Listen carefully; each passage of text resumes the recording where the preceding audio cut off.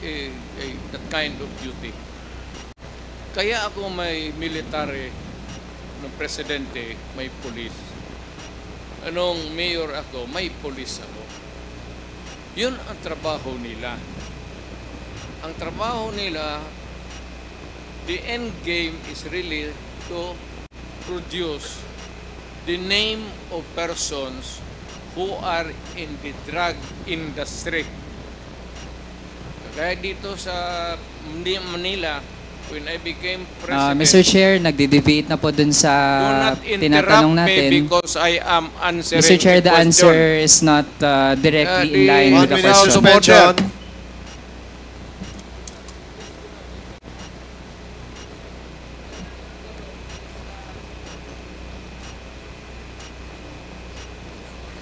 Hearing is resumed. Again, I'd like to remind everybody na pwede po patapusin natin magsalita ang nagsasalita bago po tayo magtanong po ulit ng kasunod na tanong.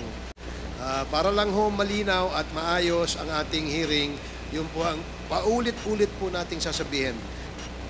Medyo papahingin mo lang ako ng 1 minute suspension. kaya tinawag yan, sir, ng intelligence pati confidential. Kaya huwag kang magtanong kung anong confidential ginawa ko. Confidential nga eh.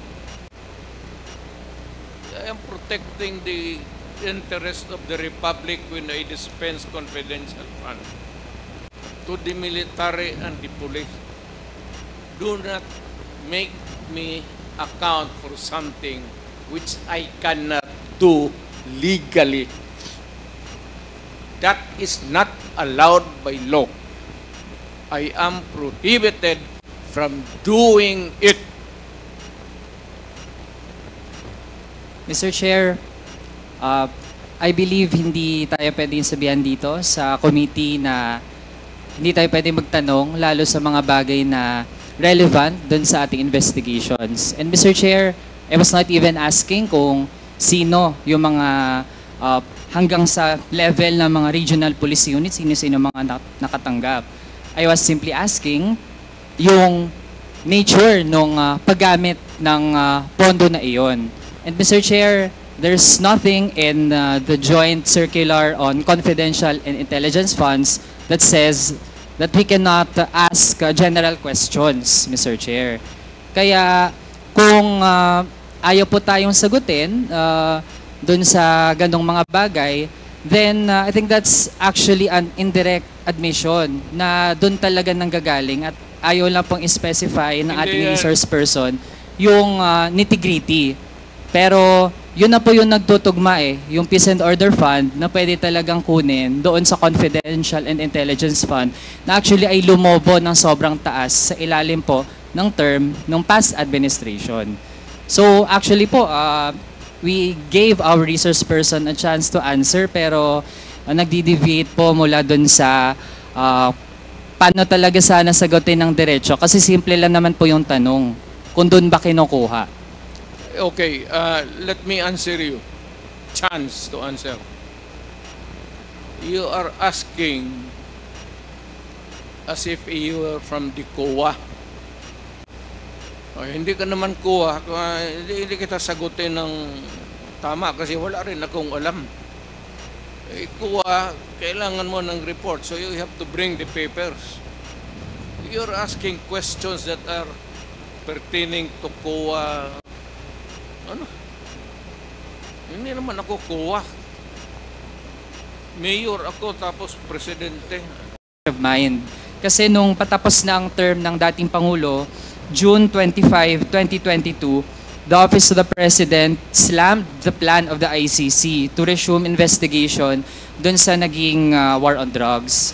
So, gusto lang po natin maging malinaw, Mr. Chair, na dati ay ayaw po ng dating Pangulo dun sa ICC, pero ngayon ay okay lang na mag-investigate po yung ICC. Tama po bang narinig natin kanina, Mr. Chair?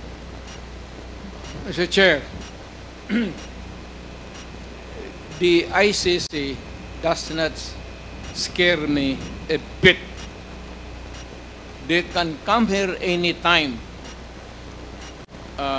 I suppose that you would want to maybe make it easy for them to visit and start the investigation. I would welcome that. Mr. Chair, hearing that, ibig sabihin po ba ay willing ang dating Pangulo na isubject yung sarili sa investigation and all processes na gagawin ng ICC in relation dun sa kanyang war on drugs? Bigyan mo ako ng pera, ako nang punta ng ICC doon. Ako na mismo magpa-imbestiga doon. Ang tagal nila, hurry up! Kasi baka matanda na ako, mamatay ako. You might miss the pleasure of seeing me standing before a court and hearing the judgment, whatever may be.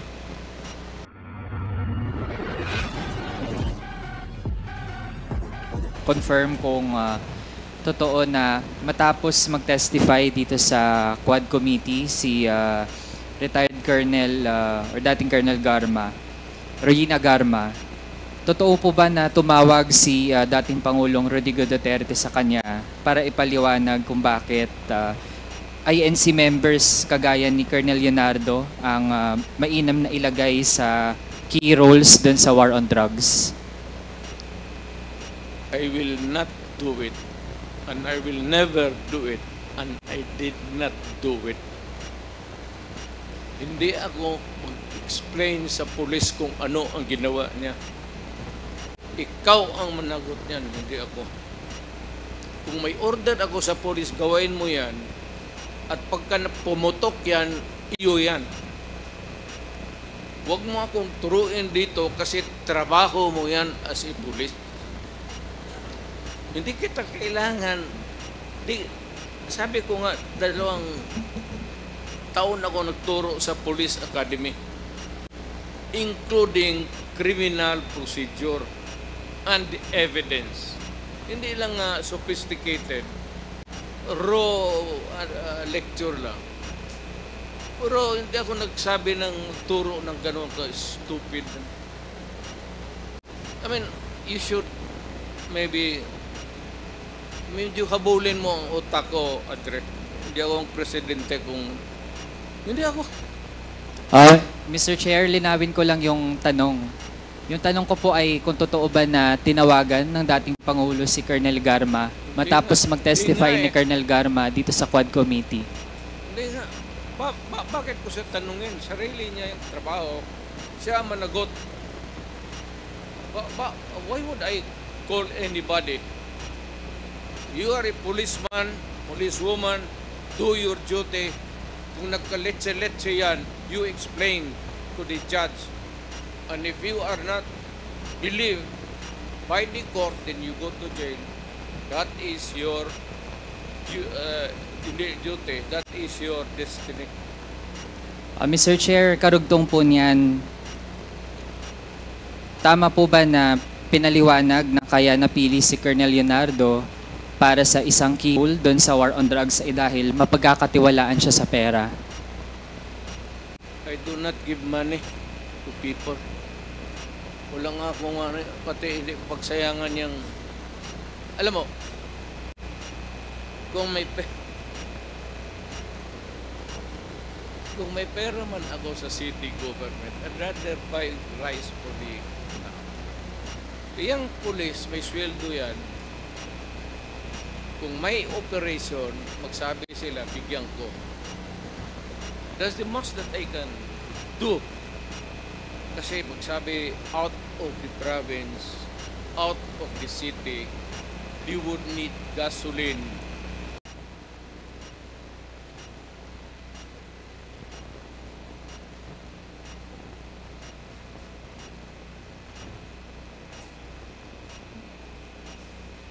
Okay, hearing is resumed. Again, I'd like to remind our resource person and our members to please maintain our decorum. Kung meron po magtataas ng boses, kung maaari po, medyo ibaba po natin yan dahil gusto po natin ay matiwasay itong ating committee hearing sa ngayon. Congressman Manuel, please proceed. Thank you, Mr. Chair. Mr. Chair, sa dating hearings ng Quad Committee, retired Police Colonel Edelberto Leonardo confirmed na merong reward scheme for police personnel under the drug war of former President Rodrigo Duterte. At meron din pong isang interview mismo sa dating Pangulo na kaya gusto niya ay INC, yung merong key roles dun sa drug war, ay dahil nga kapag INC daw, mapagkakatiwalaan sa pera. So gusto po nating ma-confirm, given the presence of the former President, kung totoo yun na INC yung mapagkakatiwalaan sa pera para dun sa reward system.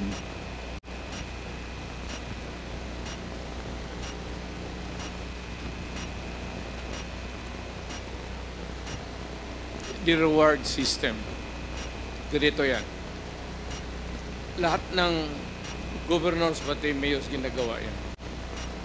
If there is an operation which is not funded by the police because there is really no money, particular money for every crime committed at yung for the operation, lalo na out of town, you have to provide. If it says Davao City, outside of the province, Cotabato, prosecutor kasi ako, so I will begin to count kung magkano. Sabi sir, sa South Cotabato, gaano kalayo yan? Anong gamitin ninyo? May gasolina, pagkain. So, ang pagkanguri ko, pagkain. Bigyan ko yan sila ng, okay, I'll give you 20,000. Magamit nila yan, gamitin nyo yan. Pag may sobra niyan, magsabi sila, sir, hindi na ubos. Kasi nahuli ka agad. Kasi marami. Hindi mo masuloy, hindi mo mabulsa yan. Kasi marami kayo dyan sa team na police, nag-ooperate. Sasabihin mo talaga yan pagbalik, sir. May sobra dito, sir. Ilan? Sir, kalahati. Sabi ko, inyo na yan. Mr. Chair. Reward. Correct. Very correct. Talagang totoo. At minsan, bigyan ko pa dagdag. So Mr. Chair, dahil ngayong kino-confirm na rin naman ng dating Pangulo na merong reward system at sabi po niya hindi lang pala siya yung gumagawa niyan. Meron ding iba na gumagawa niyan in relation dun sa anti-drug campaign. Mr. Chair, I'd like to delve into specific persons na napangalanan na rin dati sa Quad Committee.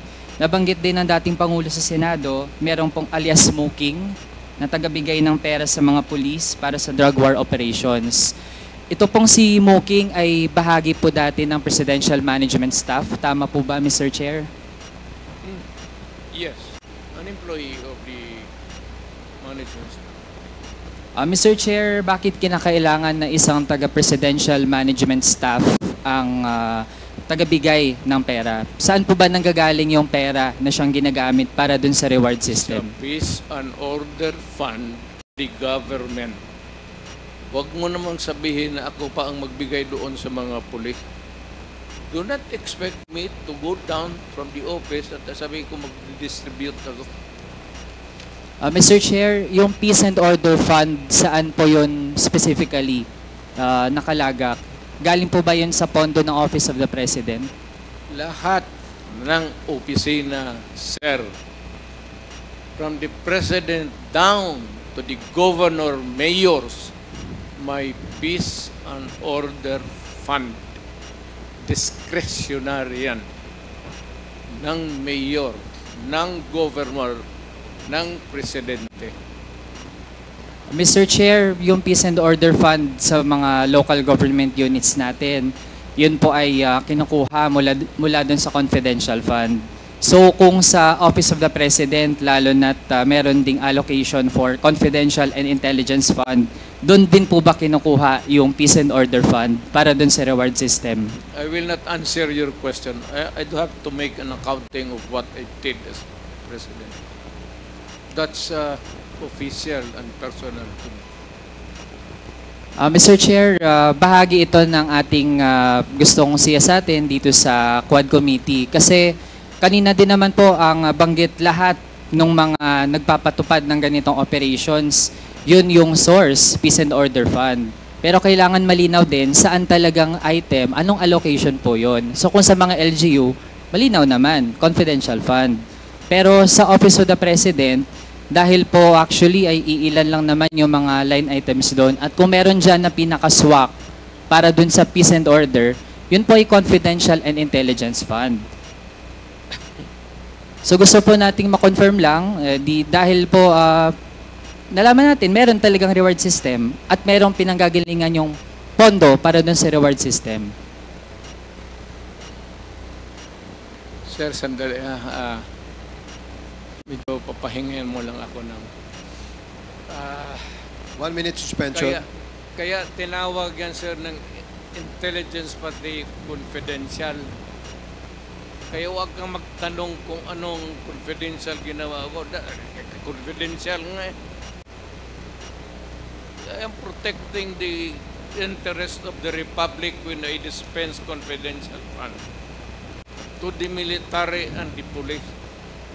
Do not make me account for something which I cannot do legally. That is not allowed by law. I am prohibited from doing it.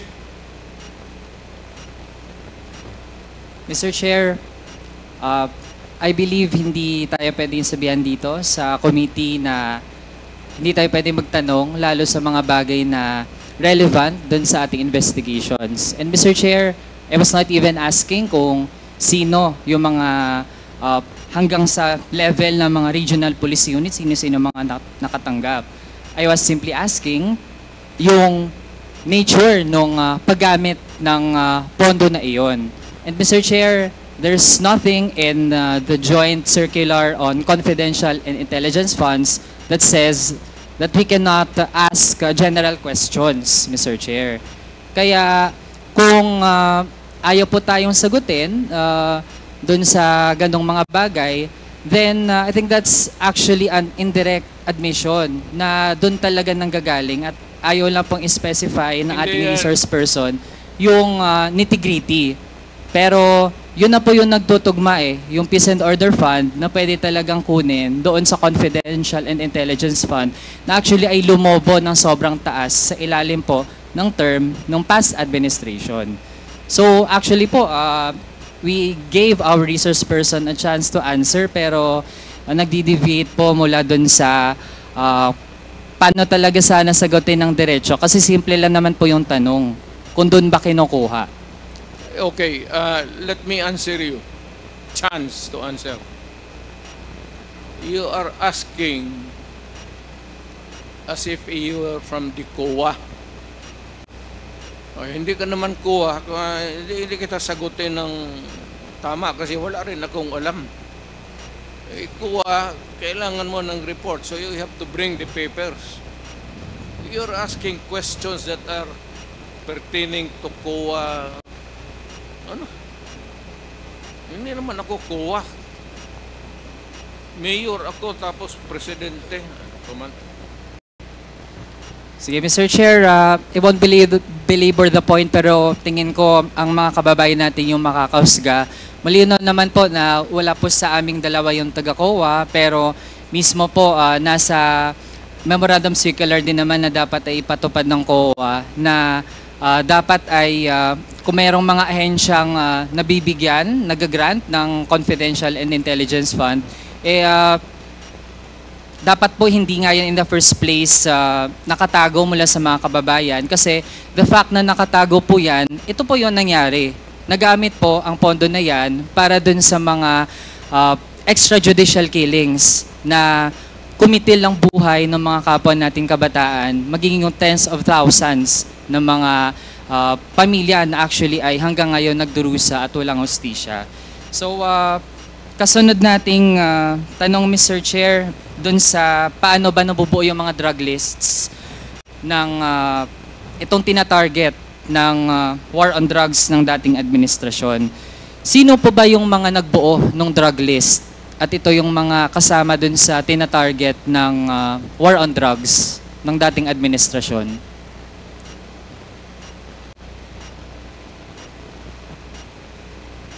Drug list, it has to come. Hindi naman sa department store yan. It has to come from the police doing the undercover. Mr. Chair, yung mga napangalanan dati dito sa Quad Committee, kagaya ni na Colonel Leonardo, bahagi ba sila nung mga nagbuo nitong drug list? I don't know where he, hindi ko alam ang unit niya in particular. I only know that he's a policeman. Pero hindi ako nagtatanong kung saan siya galing, from where, kung saan siya nagtrabaho from one unit to another in the course of their being a policeman. Marami yan silang dinaanan. They are not just there diretso. So, yung tinatanong mo should be answered by Leonardo, not me. Mr. Chair, lalo na't ang drug war ay ang number one reference nito ang pronouncements ng dating Pangulo. Kaya po, we have every right to ask our resource person tungkol dun sa pagbubuo ng mga drug list. Mr. Chair, ano po ang vetting process bago ma-finalize yung mga drug list? Ano pong pinagdadaanan? Halimbawa, may nagsabi, ito, involved to sa kalakaran ng droga. Paano po natitiyak na yung final na version ng listahan, yun talaga ay yung mga merong sapat na batayan para masama dun sa listahan? Wala akong vetting committee as president or mayor. Trabaho ng pulis yan. Hayaan mo sila sa trabaho nila. Tama man o mali, kanila yan. Ako dito sa aking trabaho, tama o mali, sagot ko. Pero yung vetting, bakit? What? Ang mayor mag-vet pa? You want to say that I have to, tatanong pa ako ulit to make a second investigation or a second guess? Do you expect me to do that? Mr. Chair, Wala ka bang mayor na kilala? Magtanong ka muna. Mr. Chair, exactly, precisely. Kaya po tayo nagtatanong kasi kung walang vetting process, paano po yun kapag meron palang nasama? Sinama lang halimbawa ng isang pulis dahil tingin niya mataas yung reward, kaya mainam na patayin nila yun kasi sasabihin lang ng dating Pangulo na siya bahala. Tapos pag napatay, makiklaim yung reward at okay lang kasi hindi talaga na-check kung yun ba talaga ay merong key role dun sa illegal drug trade. So with that, Mr. Chair, sabi din po kanina kasi yung mga high value targets, yun talaga ang dapat mangyari dun, patayin. So Mr. Chair, gusto nating malaman, lahat po ba ng mga high value targets dun sa drug list na hindi na vet, lahat po ba yun ay merong unlawful aggression na ginawa noong sila ay gustong tugisin ng pulis? Again.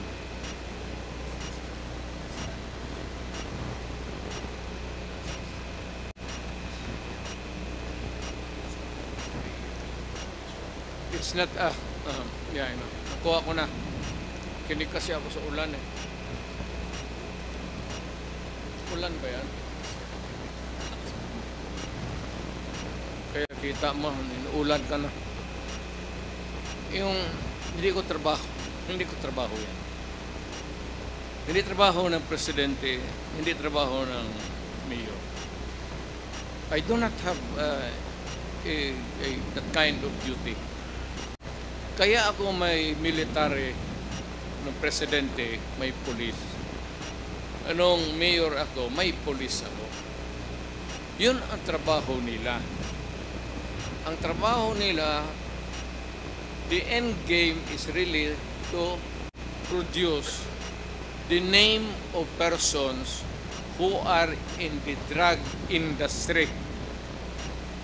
Kaya dito sa Manila, when I became president, Mr. Chair, nagde-deviate na po dun sa do not tinatanong interrupt me natin. because I am answering Mr. Chair, a the question. answer is not directly in the- line 1 with the minute question. suspension.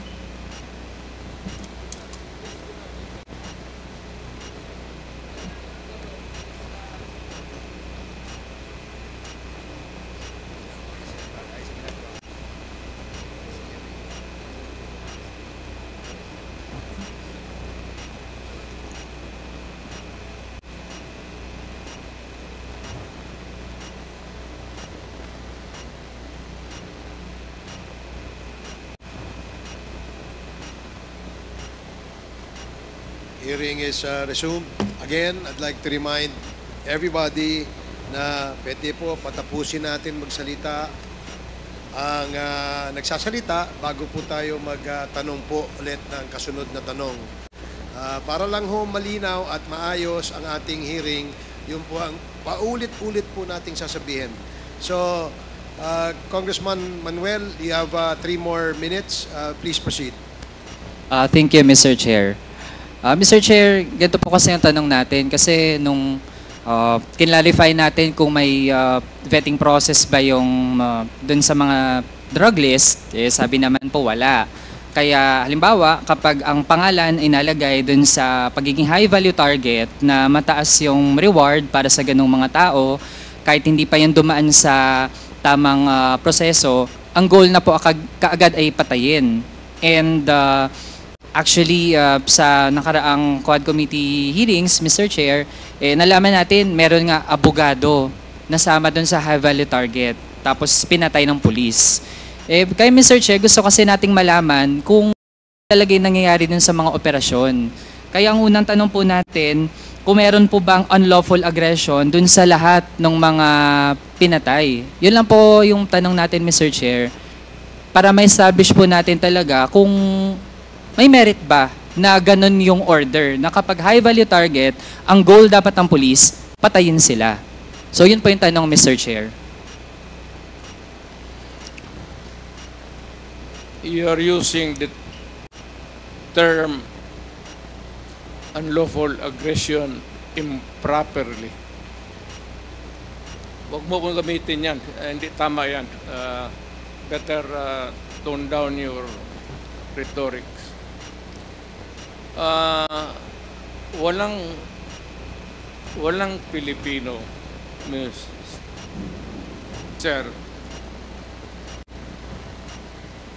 Mayor ako, na presidente ako, I would never allow anybody to kill an innocent Filipino. Pag ginawa mo yan, patay kita.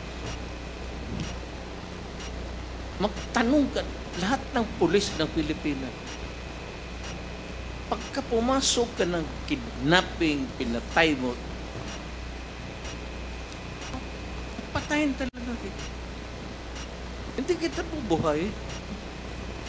Ngayon, ibig mong sabihin na hindi, what I'm trying to say is that we are not employees of government out there going about their duties, especially the police. Naawa naman ako dyan sa mga just to go and shoot innocent people. Ano ito? Hunting safari sa Africa? Basta na lang pawarilin mo isang tao na walang rason? Even you, can you do it? Baka patay ka ng tao na barilin mo na walang rason, na inosente? How can that be? Give me a common sense reason kung bakit ganon. That you presumptuously, tignan mo, tuloy, nagalit. Siyempre, nagalit na yung langit. Dahil sa tatanong mo na, ano ba, Alam mo to, sa totoo lang, ito totoo lang ha, marami akong pinatay na pulis sa Davao na kriminal. Magtanong kayo sa Davao, mag-go around. Ano yung ako mismo ang talagang humirit. Harap-harapan. Marami akong pinatay na pulis na gago na mag-kidnap, mag-rape, tapos magpatay. Sabi ko sa iyo, pag mahuli ko kayo, maabutan ko kayo, talagang papatayin ko kayo. Lahat yan, that goes for the law enforcer, the soldiers, lahat, civilians. Pagka ginawa mo yung, kaya sabi ko yung i-hold up mo na, akyatin mo sa bahay, tapos kunin mo yung pera, i-rape mo yung asawa, i-rape mo yung mga anak, ay anak ng totoo yan. Kaya, Yan yung sinasabi nila, totoo yan. kaya Mr. Chair, Totoo yan. ang bagit po ng dating Pangulo, hindi daw siya mag-uutos na magpapatay ng mga inosente. Pero kanina din po kasi ang na-mention, basta nasa list ng high value target, ang goal ay patayin. So, I'd like to ask muna Mr. Chair, kasi para din po maging malinaw sa mga kababayan natin, I'd like to ask Attorney Conti from NUPL. Ako din naman po, Mr. Chair, ayoko dun sa mga drug lord. Gusto ko mapanagot. O, Mr. Chair, kung high value target ba, kapag wala pang proceeding ng korte, pero nasa listahan ng high value target, dun sa war on drugs ng dating administrasyon, ano po ba, inosente po ba ang status ng tao na yon? Yes, Mr. Chair. Everybody would be presumed innocent until proven guilty. And if there is no conviction, then therefore everybody who died during the war on drugs without that conviction are innocent. And second, Mr. Chair, I'd like to point out that the Philippines has suspended the implementation of the death penalty. So actually, no one should die in the context of any legal proceeding actually. Kaya isang malaking kapabulaanan po na ang nasa drug list ay dapat mamatay. Hindi po totoo yan. And Mr. Chair, another lawyer din po, si Attorney Chel. Simple lang po. So ibig sabihin, kahit nasa top rank pa yan ng illegal drug trade at gusto nating lahat matigil yung pinagagagawa nila, pero kung ang status pa ay inosente, ano ba yung dapat palang gawin? Ang dapat pong gagawin ay magkalap ng ebidensya, mag-case build-up at sampahan siya ng kaso sa korte. Yun din po yung naging problema sa mga drug list. Ang napagtestiguhan ni PIDEA Chief Lasso nung isang hearing natin dito, ay sabi niya of the 6,000 plus na pangalan na nasa drug list, ay hanggang ngayon ang na-validate lang po ay 1,500. At meron pa ngang mga ilan na pangalan doon na dinagdag na lang after sila ay na-neutralize o pinatay.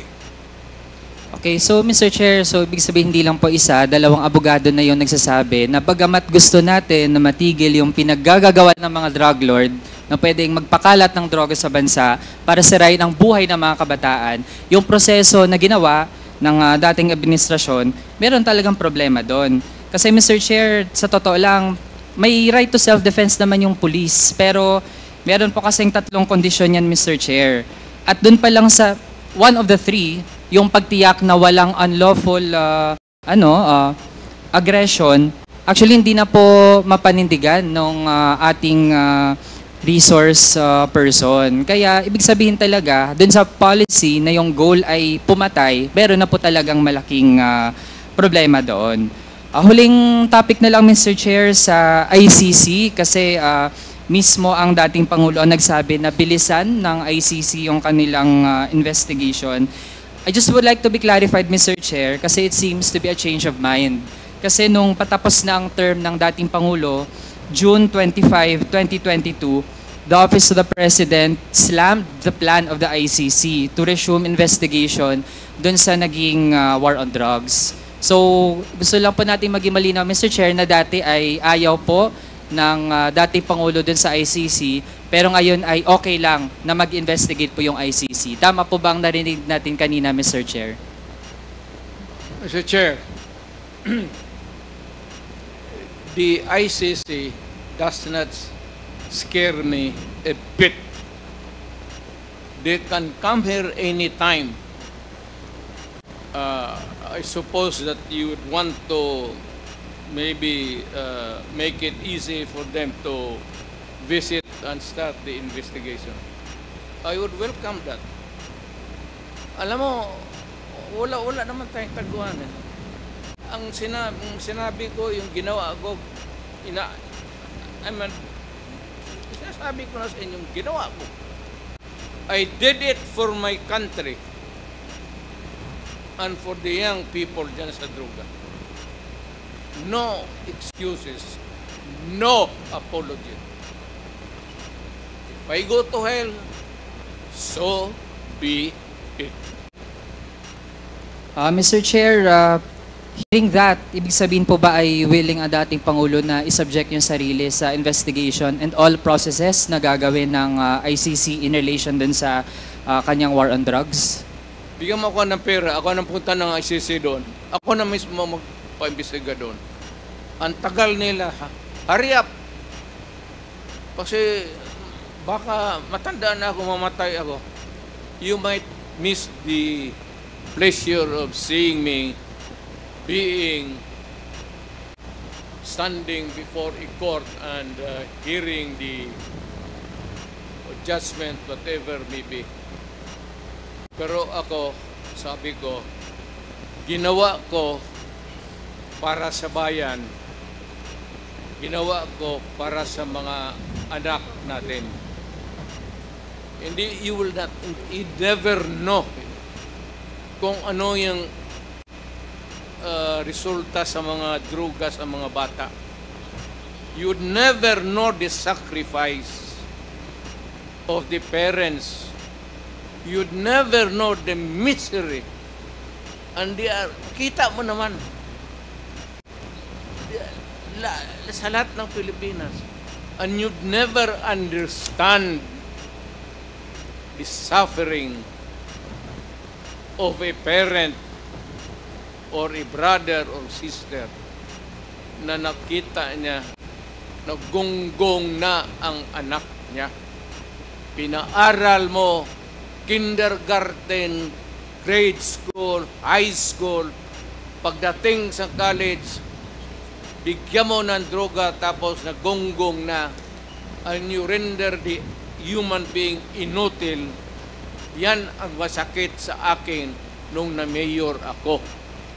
Kasagsagan yun ng droga. Hindi ko katanggap-tanggap. Kaya kita papatayin talaga, prangkahan. Hindi ko matanggap. So that's your last question. Ikaw yun. Mr. Chair, hindi po talaga katanggap-tanggap lalo na't kung meron nga, totoo man, kahit sabihin natin na nakagamit ng droga pero sa halip na i-rehabilitate, ang mangyayari pala ay masasama sa drug list na hindi vetted tapos papatayin. Masakit po talaga yun, Mr. Chair. At sa dami ng mga naging witnesses po natin, mga relatives na pumunta dito, dama po natin ang ganong epekto. Hindi lamang nung pagkalat ng illegal na droga, pero maging yung approach, no, na patayan yung nakapanguna kaysa yung paano natin ma-rehabilitate yung mga napunta sa ganong landas. Sir, So, Mr. Chair, ito Sir, na po yung huling tanong natin. May I just interrupt you? Mr. President, sandali lang po, patapusin lang po natin siya. Pagkatapos po, kayo po, re-recognize ko po. Sige, please, wrap it up. Thank so you, that, Mr. we Chair. can Mr. proceed. Chair, huling tanong kasi lumitaw din naman na ang dating economic advisor ng former president na si Michael Yang ay actually involved sa illegal drug trade. So gusto po nating matanong kasi ang postura po na dating Pangulo ay staunch enemy of illegal drugs, pero malalaman natin, Mr. Chair, na ganun pala ang ilan sa mga aktibidad ng kanyang economic advisor. So gusto po nating malaman, alam din po ba yon ng dating Pangulo na mismo ang economic advisor niya ay involved sa illegal drug trade? Are you really sure? We had lots of evidence po dito sa Well, hearings sa Kamara. Produce one now. The records of the House of Representatives can suffice. He's going around until now and making friends with everybody. Lahat ng mayor yan dinedicate. Ganon ang mga in-check. Lahat ng businessmen sa China, mainland China, pag nagdegosyo, nagdidikit yan ng mga politiko, especially the mayor. Hindi ako namimili kasi lulo ko in-check eh. So ano bang problema ko kung maglapit yan dito, puro kriminal? Eh, magipag-inuman ako ng kriminal. Pagkatapos niyan, barilin ko. Wala mang problema sa akin yan. Pakainin ko, tapos pagbusog na, lasingin ko. Tapos, tatapon ko. Kaso Mr. Chair, hindi lang po Ganun yun lang- kainuman. Mismo, lang yung presidential economic advisor, Yeah. ganun pala ang ginagawa. So it seems like parang naging mafia po ang